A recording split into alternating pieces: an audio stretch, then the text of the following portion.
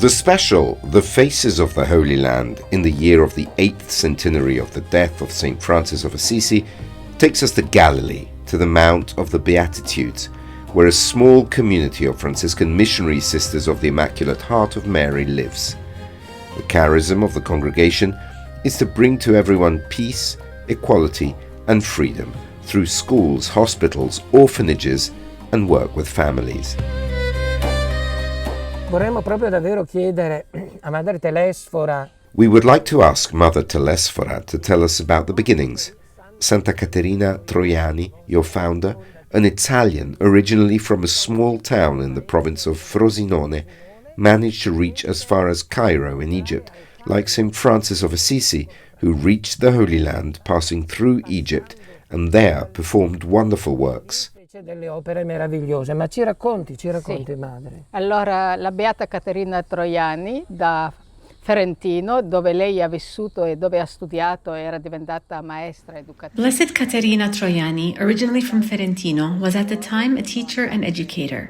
Together with 5 other sisters at the invitation of the Franciscan Fathers, she faced many difficulties to reach Egypt, up to Clot Bay.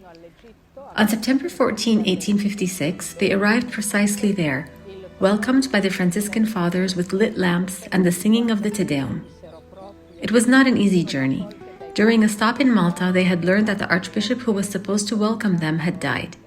The sisters wanted to turn back, but Mother Caterina said, "No, let us go forward, because if it is God's work, it will go forward." With this courage, they departed.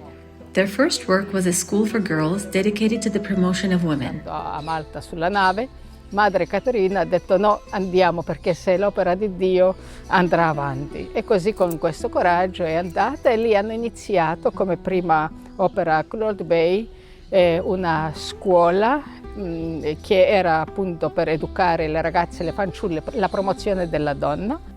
In Egypt, there also emerged the need to rescue and free African female slaves who lived in desperate conditions, welcoming them, educating them, and then entrusting them to families. Some of them became religious women. Providence progressively expanded their apostolate to other areas of Egypt, and in February 1885, at the invitation of the Father Custos, the sisters arrived in Jerusalem to take care of the house of Maria Bambina and the education of the most needy girls. E poi da lì siamo sparse in tutta Terra Santa, in altre nazioni del mondo. From there, we spread throughout the Holy Land, to other nations of the world and also to Italy. It should be remembered that Blessed Caterina Troiani was the first Italian woman to found a missionary institute. And what is more, she founded it in a mission land. Without knowing Arabic, it was certainly not easy at the beginning. And from there, we pushed as far as China. Non sapeva niente di arabo, sapeva solo bene l'italiano. E da lì ci siamo mosse fino in Cina. There is a particularly beautiful episode linked to the collaboration between your congregation and the friars. Tell us about it, Mother.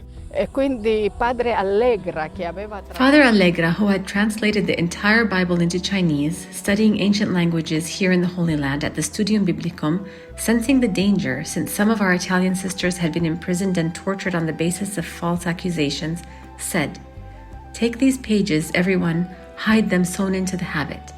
I personally knew our sisters who carried out in this way the Bible translated into Chinese. Thus it was possible to save it. le pagine della Bibbia tradotta. Io ho conosciuto le suore nostre che hanno portato fuori la Bibbia tradotta in cinese, così si è salvata. È veramente questa... It is truly an extraordinary presence. By now, for 150 years, we can consider it one of the gifts, one of the fruits of St. Francis, because St. Francis opened a furrow on which many experiences have been grafted, among which this beautiful one of yours. Ha iniziato questo nuovo modo ed è un filone sul quale si sono innestate tante esperienze, tra le quali questa bellissima. And their mission continues with simplicity and total dedication to Christ and to His Church, being in the world a visible sign of the motherhood of the Virgin Mary, who on Calvary has her heart pierced for the love of her Son.